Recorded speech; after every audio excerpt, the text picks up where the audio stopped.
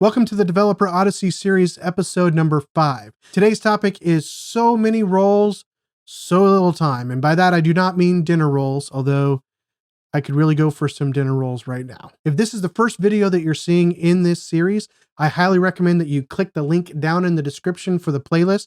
Go back and start with the first video so that you kind of understand everything that we're trying to do in this video series. And this one hopefully will make a little bit more sense to you along the way. Of course, certainly feel free to jump around in the series and find the videos that interest you the most. So today we're not talking about dinner rolls, we're talking about jobs, we're talking about careers, ways that you can be involved in software development that may or may not include writing code. And I think it's really important for us to understand that while we're talking about being a software developer, and really the focus is going to be very much be on software development and writing code and going down that path, I want you to understand that there's a lot of other jobs that are involved in the process of writing software. Now, there's lots of different types of software that we could be writing. We're going to talk about that in the next video. But today I'm going to talk mostly with my experience, which is going to be in web application development. So software that's going to be web-based, going to your browser and connecting to an app there, or maybe even using a mobile app. It's a lot of similarities between the two. And when it comes to the process of developing that software, then there's a lot of similar roles that are involved in that process. And so today I want to walk through a lot of the roles that are involved and kind of explain what each role does so that you can hear those different opportunities. And maybe becoming a developer, writing code all day long is not something that excites you, but maybe there's something else in this list of different roles that are part of the software development lifecycle that might pique your interest a little bit more. They might be something that maybe you're a little bit more tuned to, something that you find more enjoyable in this process, as you can still be part of the software development process. And really, at the end of the day, all of these roles still pay very well. They don't all pay the same, but they still pay very well. And they're all an integral part to building a successful application. All right, so let's start with the first and the most obvious one, and that is the software developer or the software engineer. There's lots of different names for this. Those are probably the most common, but software developer, software engineer, these are the people who are writing the code. They're putting the requirements into code, and they're making the actual application, and they're making it functional. They're making it work. They're the ones who are doing really the coolest stuff, to be perfectly honest with you. But no, they're the ones that are doing kind of the heavy lift, the main lift, and the most necessary thing if you're going to actually end up with an application. The next one is a systems analyst. And a systems analyst really is kind of taking the requirements of the business and deciding what technologies need to be used and how those technologies should work together. They're not necessarily writing code, and they're not necessarily figuring out all the business requirements. That's really a separate role. But this is just kind of figuring out what is the technology that we're going to use for all of these different things. Are we going to use like Amazon Web Services, or are we going to use Google Cloud? Or we're going to do something on premises with our own hardware? All these different technical things. They're gonna analyze what's the best solution for that company, so that they can spend the least amount of money, so that they can get the most value out of it. Things like that. The next one on the list is the quality assurance engineer, or the QA person, right? Their job basically is to take the requirements from the business and what we said we were going to develop, and they're going to take the thing that we developed, and they're going to test it, and they're going to make sure that it actually works. First of all, that works the way that we think it should work, but then it also works the way that the business has asked for us to develop it. So a QA person is going to do that in a lot of different ways that, to be honest, as developers, we don't usually think about. We tend to take what's known as the happy path. We tend to try to find the easiest way to test something, the way that we designed it. It should work this way. They're going to test it the way that users test it. And let's just be honest, users break things all the time. It's always their fault. But they're going to test it the way that a user does, and they're going to find the areas of our application that don't work as well as it should work. And so they're going to help us find the issues and the bugs that we need to fix, hopefully before it gets out to the client and hopefully before it gets out to the world, if it's a web app or something like that. The next one is a DevOps or development operations engineer. These people deal kind of in the background of the process, especially when it comes to things like pushing our application to a server, whether it be for testing for that QA person or for the actual end product. They manage that whole pipeline, that whole process to make sure that everything flows well, because one of the scary things about pushing code is you get the code pushed and you do a deployment to production and it breaks, and then all of a sudden production is not working anymore. So the DevOps people are there to help kind of ensure that that all works, that process works well. Even though a lot of it is automated these days, they're the ones that kind of set up that process. They manage that process. It's very much more technical.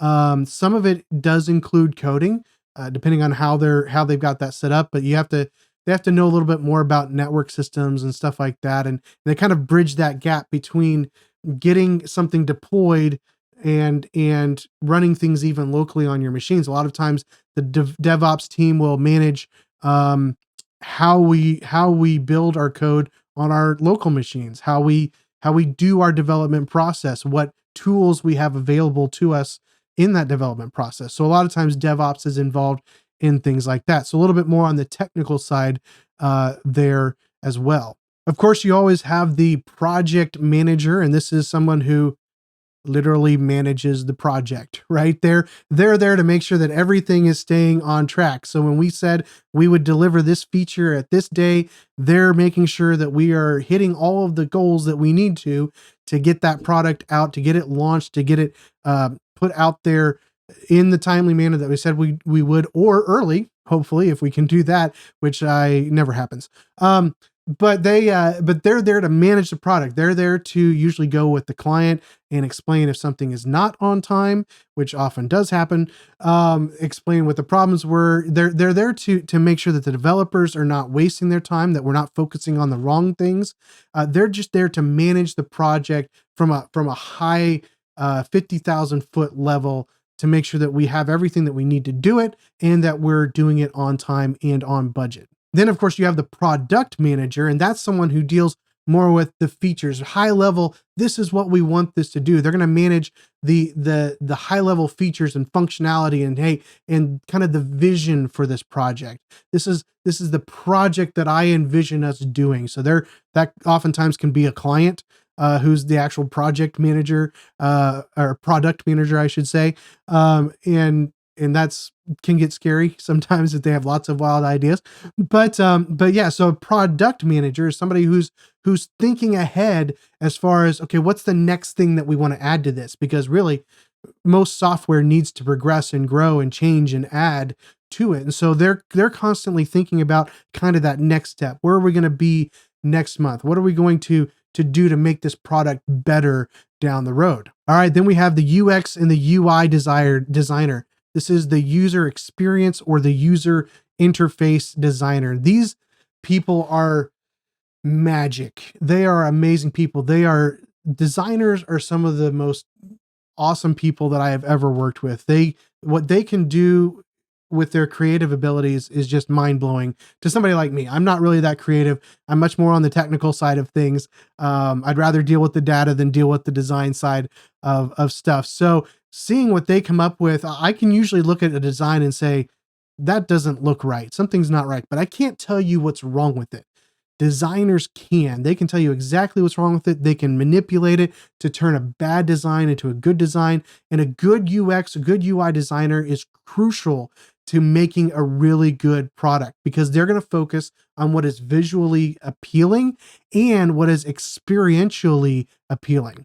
They want the user to enjoy the experience of using the product. And that really is their goal and their purpose in the software development project. Then, of course, we have to have the database administrators, and that's the people who administrate the databases. They make sure that the databases are backed up. They make sure that the databases are running efficiently. They oftentimes manage the structure of the data in the databases. Kind of depends. Sometimes developers take on this role as well. but database administrators are there, especially in larger companies. They do a lot of reporting from databases. They do a lot of management of databases, making sure that that the limits are not being reached and that the data is easily accessible. They might often change database schemas and things like that to make things better over time. So they really manage everything with the way that data is stored and protected in the process of developing and running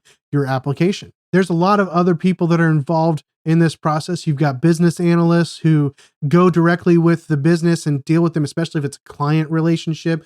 Talk to them, find out the struggles that they're dealing with, and then they bring those to the developers and product managers and help them kind of say, these are the problems we need to solve. So then we have something that directs us into what we need to do next. So that's a business analyst. They're analyzing the business needs so that we can develop a product that fits the business needs. You also have technical writers who are going to write documentation for whatever it is that you're building as an application. You might have data scientists who are taking a lot of data. If you've got an application that just ingests a bunch of data, and they need to do reports on that so that they can provide information.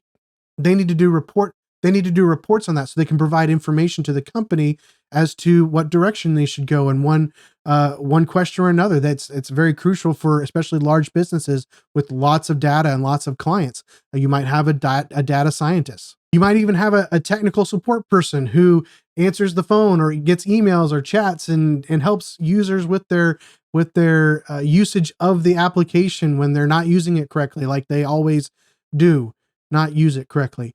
And so you might have somebody who's working in that department. So there's lots of different roles, and there's even some that I probably have forgotten or not even thought of because it's just not part of my current process here. But there's lots of different roles that are part of taking software, building software, and getting it out to people to use. So the next time you're using an application online, whether it's an app on your phone or an app on a website or something like that, know that there's a lot of people that are behind the scenes in that process. And if writing code is not necessarily the thing that you want to do, know that there are a lot of other ways that you can be involved in that process that don't require writing code, but maybe some of your skill sets would work in some of those other departments. If you're interested in learning more about one of those other non-coding departments or jobs or roles, leave me a comment down below and let me know what you're interested in, and we can maybe do another video at some point with more information about that role so you can get a better understanding of what it looks like to jump into that part of the product lifecycle. Of course, if you're finding this information helpful, I would really appreciate it if you click the like button. That just helps YouTube know people are finding this interesting, and it helps us get it out to more people who are either just starting their journey or just maybe thinking about whether or not they want to be a software developer or part of the software development process. If you're not subscribed, please click the subscribe button. That way you'll be notified the next time I upload a standalone video or another one in this current series. Of course, I hope you're enjoying this series so far and looking forward to the next video. I'm looking forward to doing the next video, so I'll see you then.